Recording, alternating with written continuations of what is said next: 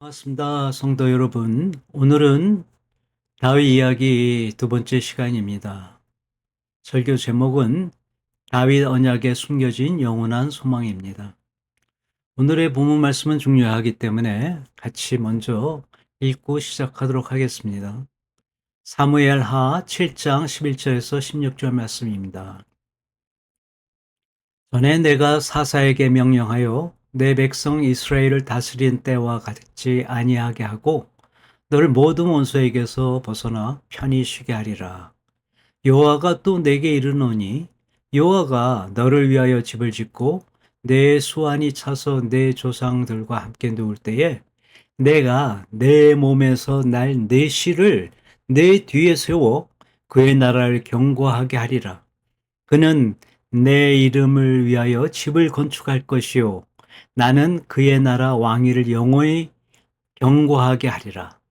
나는 그에게서 아버지가 되고 그는 내게 아들이 되리니 그가 만일 죄를 범하면 내가 사람의 매와 인생의 채찍으로 징계하려니와 내가 내 앞에서 물러나게 한 사울에게서 그 은총을 빼앗은 것처럼 그에게서 빼앗지는 아니하리라.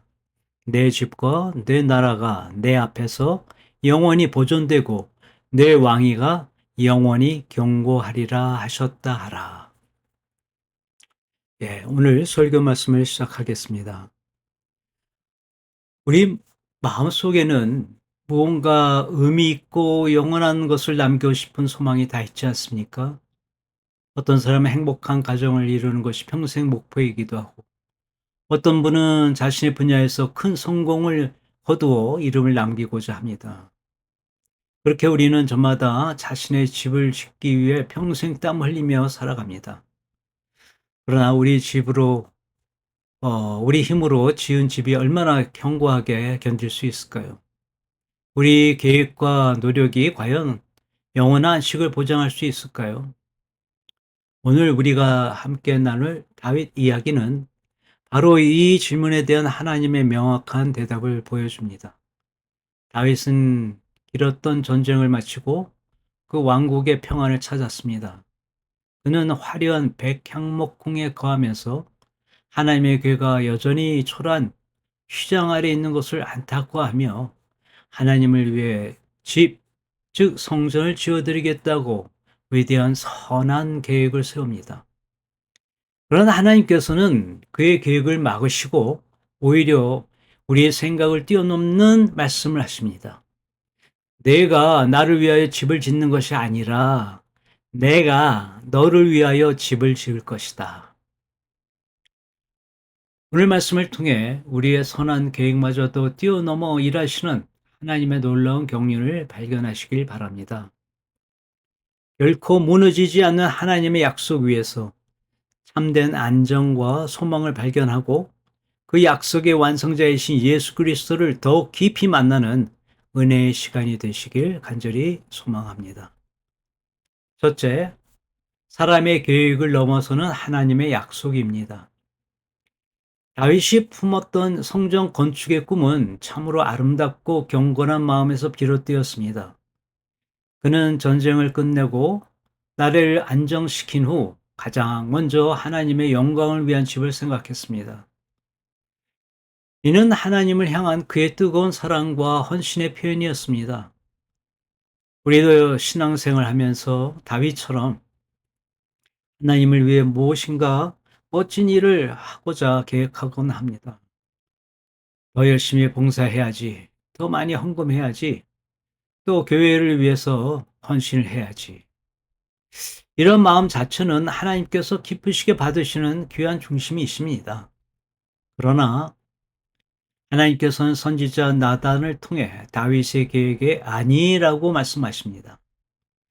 그리고는 다윗이 상상조차 못했던 약속을 주십니다. 바로 하나님께서 직접 다윗을 위해 집을 지어 주시겠다라는 것입니다. 여기서 하나님이 말씀하신 그 집, 히브리어로는 바이트죠. 그 집은 다윗이 생각했던 돌과 나무로 만든 건물이 아니었습니다. 그것은 바로 다윗의 가문, 그의 왕조를 의미했습니다. 여호와가 너를 위하여 집을 짓고 라는 말씀은 다윗의 혈통을 통해 이어질 그 영원한 왕국, 그 왕국을 세우시겠다는 하나님의 주권적인 선포였던 것입니다. 이는 우리에게 중요한 영적 원리를 가르쳐 줍니다. 우리의 신앙은 내가 하나님을 위해 무엇을 할까에서 시작하지만 성숙한 신앙은 하나님께서 나를 통해 그리고 나를 위해 무엇을 하고 계시는가를 깨닫는 데서 깊어집니다. 하나님께서 말씀하십니다. 이사야서 55장 8절의 말씀입니다. 이는 내 생각이 너희의 생각과 다르며 내 길은 너희의 길과 다름이니라. 우리가 보기에 아무리 선하고 위대한 계획을 할지라도 그것이 하나님의 더 크고 영원한 그림의 일부가 될 때 비로소 진정한 의미를 갖게 됩니다. 다윗은 보이는 성전을 짓고 싶었지만 하나님은 그를 통해 보이지 않는 영원한 성전의 주인이신 메시아가 오실 길을 예비하고 계셨습니다. 우리가 주님을 위해 수고하고는 모든 일의 참된 가치는 우리 자신에게 있는 것이 아니죠. 그 일을 통해 영원한 집을 지어 가시는 하나님의 손에 달려 있음을 우리는 기억해야 합니다. 시편 기자의 고백처럼 127편 1절에서 말씀하셨듯이 여호와께서 집을 세우지 아니하시면 세우는 자의 수고가 헛되며 맞습니다. 우리의 인생이란 집의 진정한 건축가는 오직 하나님 한 분뿐일 것입니다. 두 번째는 깨어지지 않는 은혜의 약속 헤세드입니다. 하나님께서 다윗에게 주신 그 언약의 가장 놀라운 특징은 무조건적인 은혜의 언약이었다라는 것입니다. 하나님은 다윗의 후손들이 죄를 범할 경우 사람의 매와 인생의 채찍으로 징계는 하시겠지만 그의 선왕 사울처럼 내 은총을 빼앗지는 않으리라라고 약속하십니다. 이것이 바로 다윗 언약의 핵심이며 하나님의 변치 않는 성품인 헤세드, 우리말로 번역하자면 인자하심, 언약적 사랑 이렇게 얘기하죠. 이거와 에메트, 성실하심, 진실하심에 깊이 뿌리내고 내리고 있습니다. 헤세드는 단순히 감정적인 동정심이 아닙니다. 이는 약속에 근거한 변치 않는 신실한 사랑을 의미합니다. 다윗의 삶을 돌아보면 그는 이 약속을 받을 자격이 있는 그렇게 완벽한 사람이 아니었습니다. 그는 밧세바와 끔찍한 간음과 살인죄를 저질렀고 교만으로 인구조사를 강행하여 백성에게 큰 고통을 안겨주기도 했습니다. 인간적인 기준으로 보면 그는 하나님의 은총을 빼앗겨도 할 말이 없는 죄인이었습니다. 어떻게 보면 다윗은 하나님 관점에서는 사울과 다르지 않는 죄인이었습니다. 그러나 다윗과 사울의 차이점은 다윗에게는 메시아 언약이 있었고 사울에게는 메시아 언약이 없었다라는 것입니다. 이 말은 다윗의 죄는 하나님이 오래 참으셨다가 장차 올 다윗의 자손 하나님의 아들 메시아에게 그 책임을 물으시겠다라는 것이었습니다. 그래서 다윗이 죄를 범했어도 하나님은 그의 죄를 징계하시되 그에게서 헤세드를 거두지 않으셨습니다. 이것이 바로 우리가 받은 은혜의 본질입니다. 우리의 구원과 하나님의 자녀된 신분이 우리의 의로움이나 노력에 달려있지 않고 오직 하나님의 신실하신 약속, 그분의 메시아 언약에 기초한 헤세드에 근거하고 있음을 보여주는 강력한 증거입니다. 시편 기자는 이 하나님의 신실하심을 이렇게 노래합니다. 시편 89편 33절에서 35절의 말씀입니다. 그러나 나의 인자함을 그에게서 다 거두지 아니하며 나의 성실함도 패하지 아니하며 내 언약을 깨뜨리지 아니하고 내 입술에서 낸 것은 변하지 아니하리로다. 내가 나의 거룩함으로 한 번 맹세하였은즉 다윗에게 거짓말을 하지 아니할 것이라. 하나님의 그 신실하심을 나타내고 있는 중요한 구절입니다. 오늘 살아가는 우리에게 이 약속이 얼마나 큰 위로가 됩니까? 우리는 여전히 넘어지고 죄를 짓고 또 하나님을 실망시켜 드릴 때가 많습니다. 그럴 때마다 사탄은 우리를 참소하며 너는 자격이 없어 라고 속삭입니다.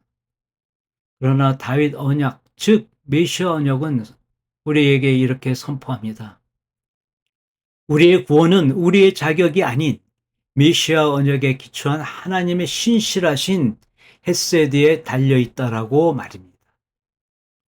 그 어떤 죄나 실패도 심지어 죽음조차도 우리를 하나님의 사랑에서 끊을 수 없습니다.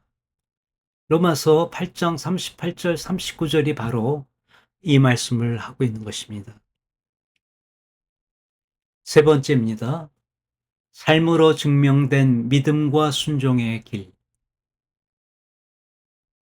하나님의 언약이 이처럼 무조건적인 은혜에 기초하지만 다윗의 삶은 그 은혜에 어떻게 반응해야 하는지를 보여주는 그 믿음의 모범이 됩니다.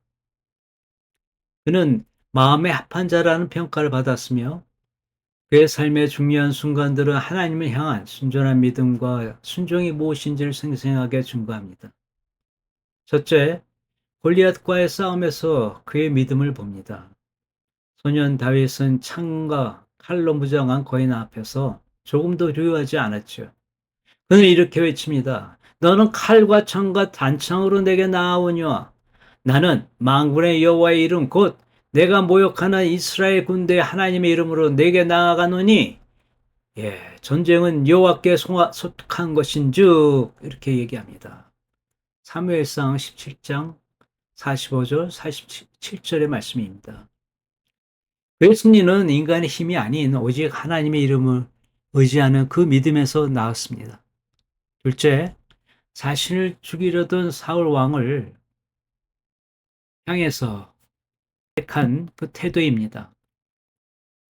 다윗에게는 사울을 제거할 기회가 여러 번 있었지만 그는 결코 자신의 손으로 기름 부은 자를 해하지 않았습니다. 그는 하나님의 주권을 철저히 존중하며 복수를 하나님께 맡겼습니다.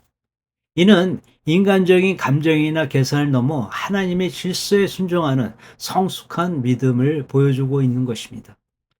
셋째,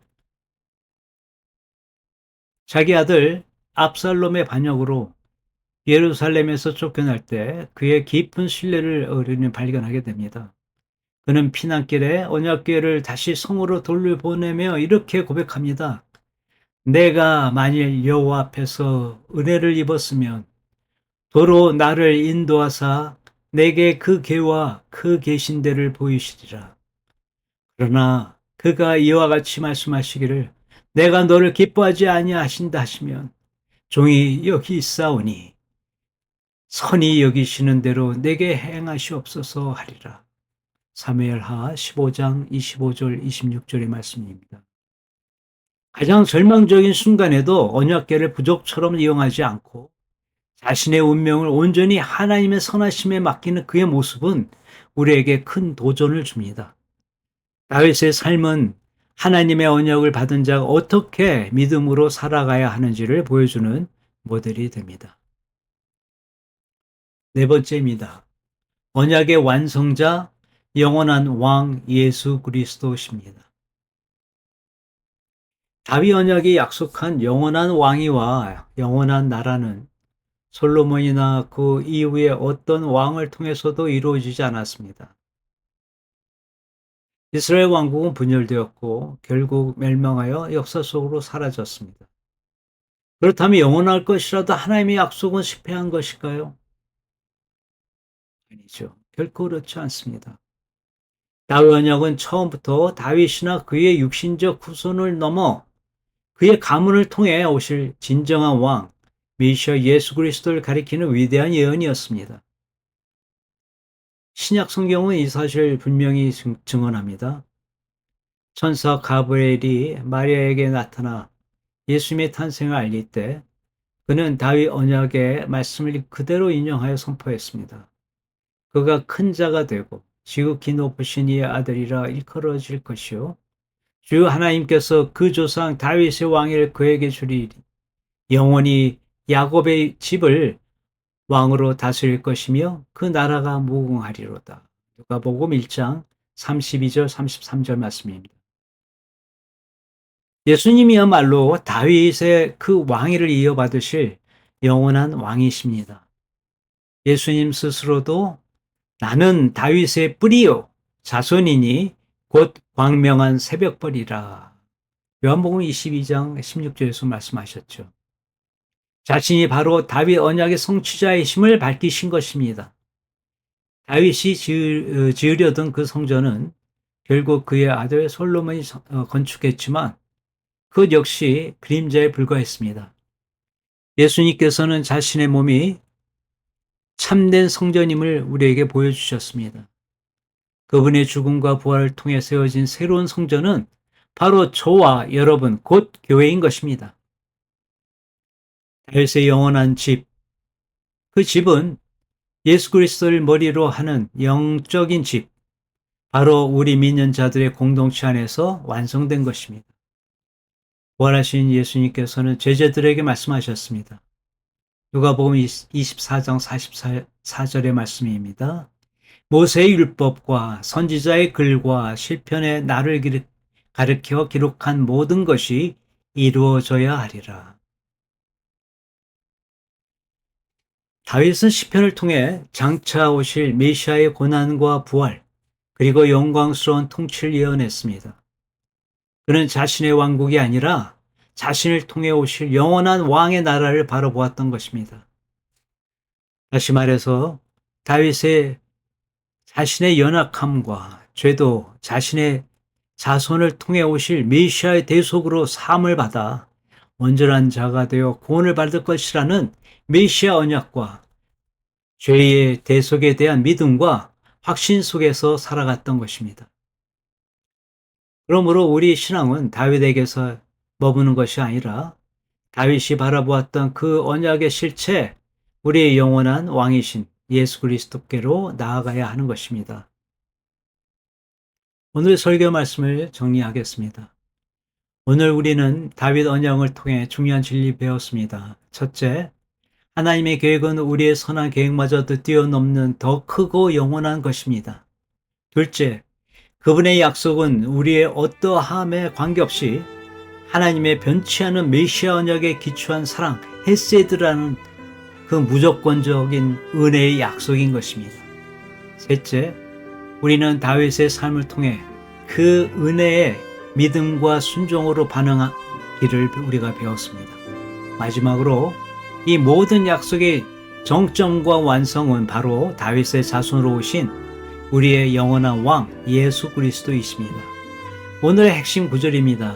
하나님이 지으시는 집은 결코 무너지지 않습니다.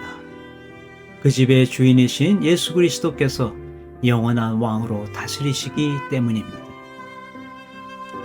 오늘 설교를 마치도록 하겠습니다.